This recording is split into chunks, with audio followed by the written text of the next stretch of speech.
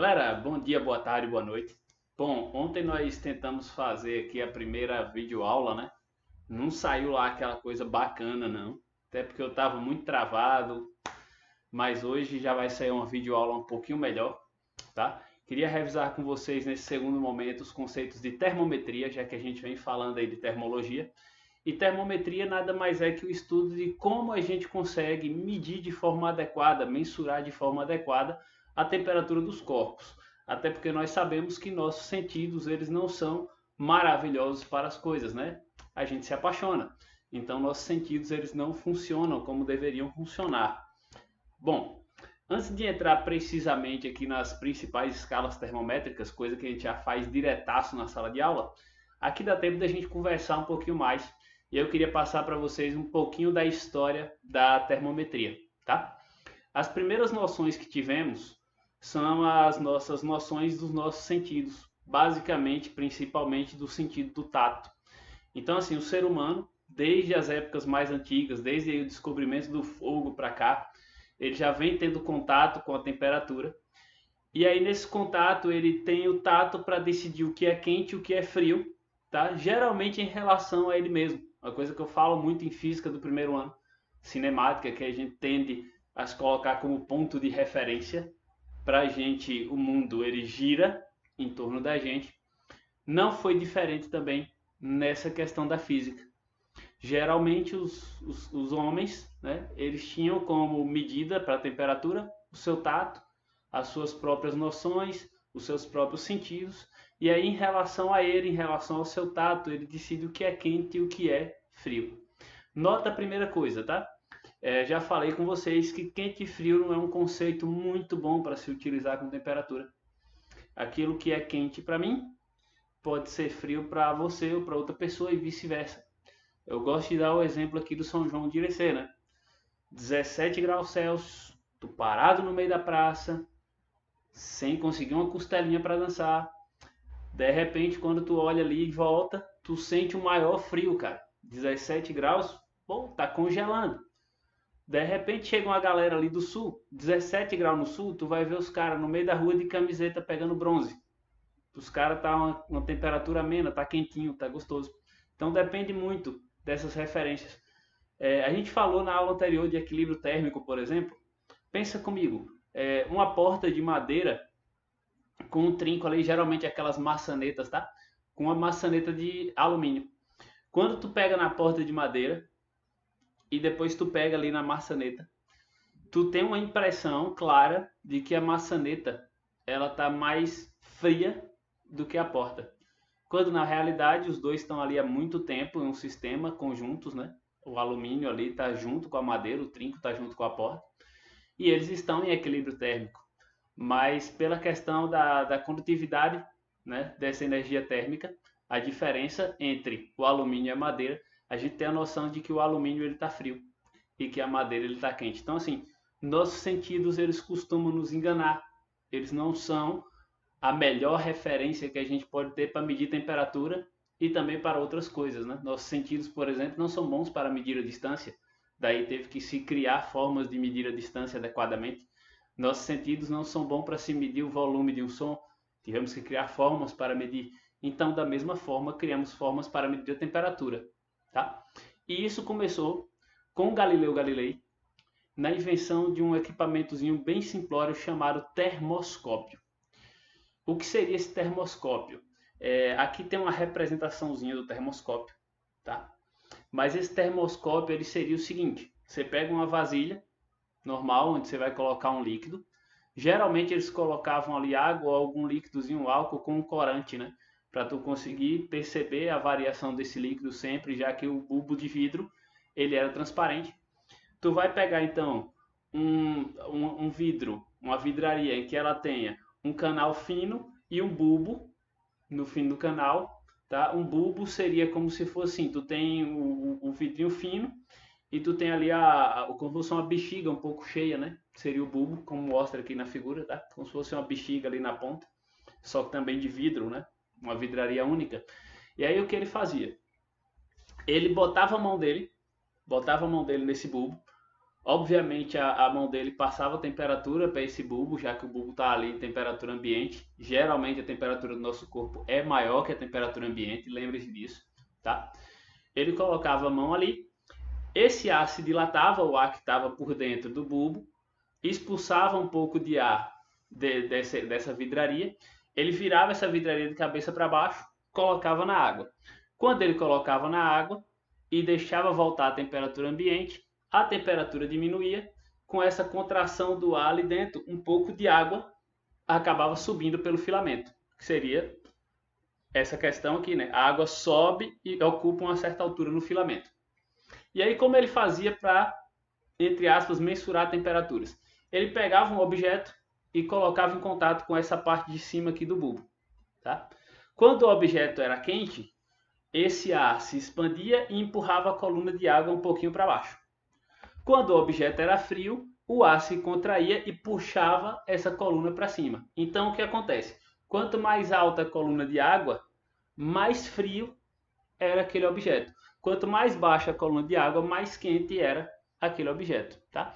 Notem que ele não graduou isso. Não tinha medidas ali, temperaturas, né? Não existiam graus Galilei. Ele não graduou essa questão. Ele fez esse experimento para conseguir mensurar diferentes temperaturas, mas não era algo que permitia medir com exatidão, tá? Com exatidão. Os primeiros termômetros realmente fechados, eles foram criados por uma galera da Academia del Cimento, entre 1657 e 1667, né, temos aí exatamente uma década.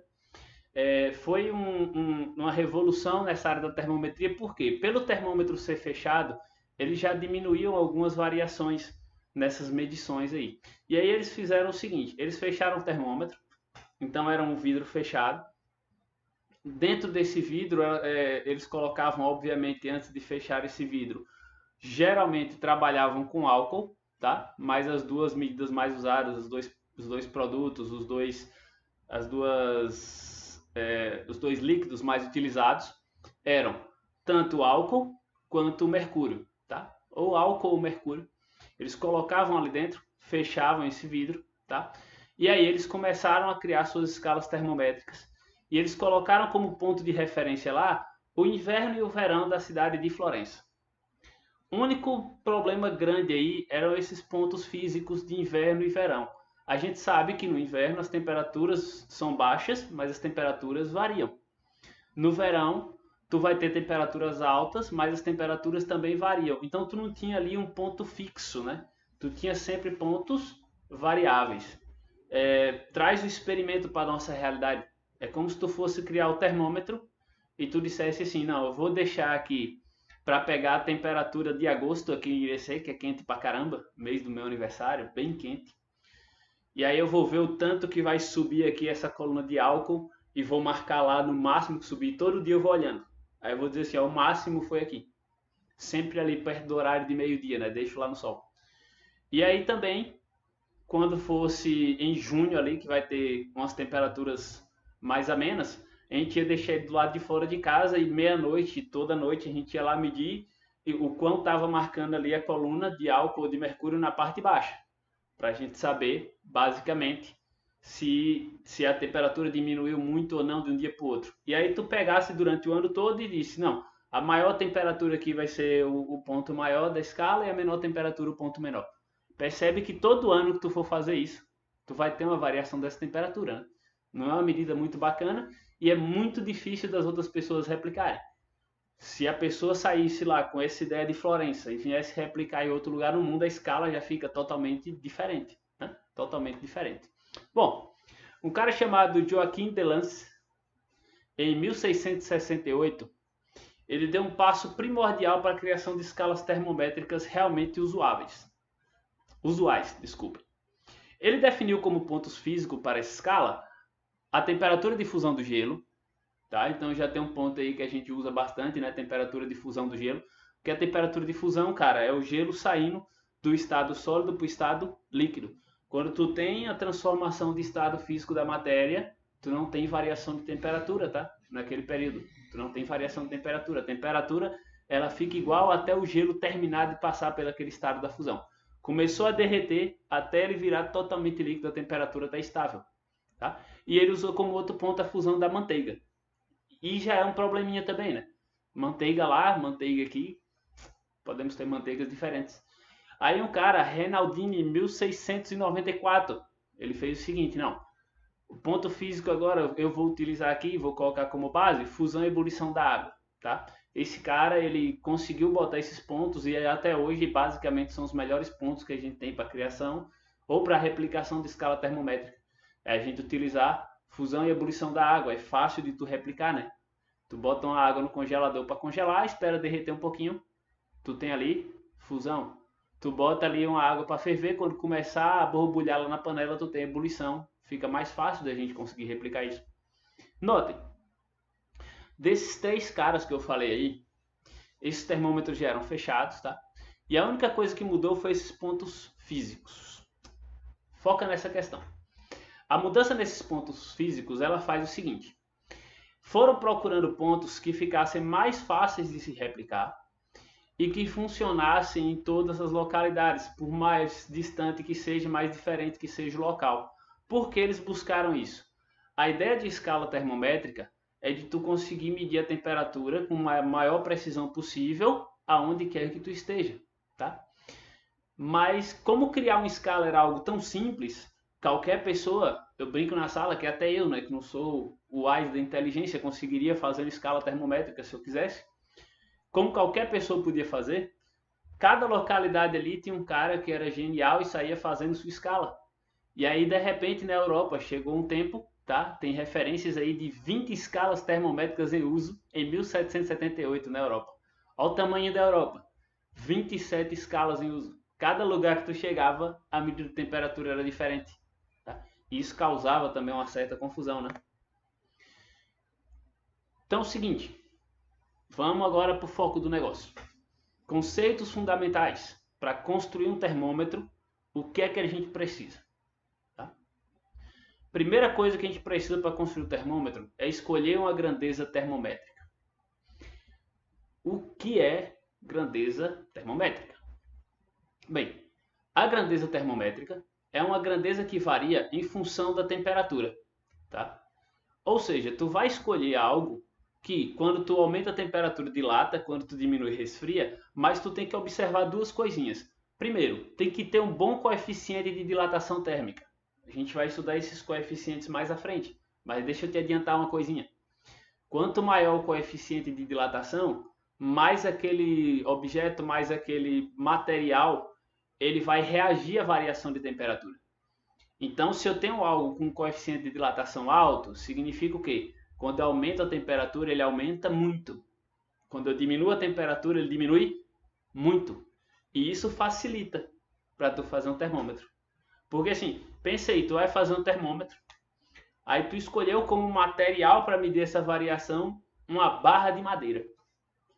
A madeira praticamente, cara, ela dilata muito pouco. O coeficiente de dilatação térmica dela é baixinho, bem baixinho. Então, para tu conseguir ver variação ali no tamanho daquela madeira, tá? A diferença de temperatura tinha que ser muito grande. Então, por isso que a gente escolhe geralmente, né? O pessoal lá escolhia o álcool, escolhia o mercúrio, escolhia uma barra de cobre, por exemplo, tá? Escolhia prata líquida, cara. Já vi falar aí estudos com prata. Ou prata sólida, né? Pegar uma barrinha fininha de prata, tá? Para utilizar, porque eles têm altos coeficientes de dilatação térmica. E outra coisa importante é que ele variasse linearmente. O que seria isso? Graficão, cara, função do primeiro grau. Variar linearmente significa o quê? Quanto mais aumenta, eu também vou aumentar de tamanho de forma linear. Quanto diminui, eu também vou diminuir de tamanho de forma linear. Isso me permite ter uma precisão maior na escala, porque se acontece de ter uma função ali do primeiro grau, né, a gente sabe, a gente pode calcular ali pelo ângulo da função do primeiro grau e a gente consegue fazer uma estimativa dessa escala. Então, assim, basicamente, o que tu tem que saber de grandeza termométrica é algo que varia em função da temperatura de forma linear. Quanto mais a temperatura aumenta, mais aquela coisa vai aumentar linearmente. Quanto mais diminui, mais vai diminuir linearmente, tá? Guarda esse linearmente na cabeça, é uma palavra bonitinha pra caramba. Linearmente. Tranquilo? Bom, Pausa, hidratem-se.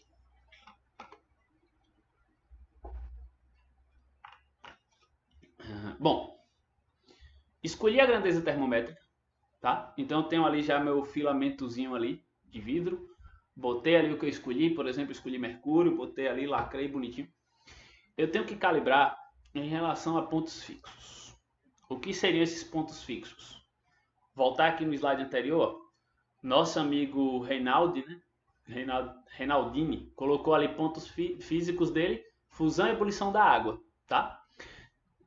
Delancey colocou como os pontos físicos dele, fusão do gelo e fusão da manteiga. Então assim, tu vai escolher 2 pontos aí de algum elemento, ou um elemento físico, ou até um algo teu, como por exemplo, tu pode pegar, usar a tua temperatura, por exemplo, eu vou usar a minha temperatura e vou usar, por exemplo, a temperatura do notebook.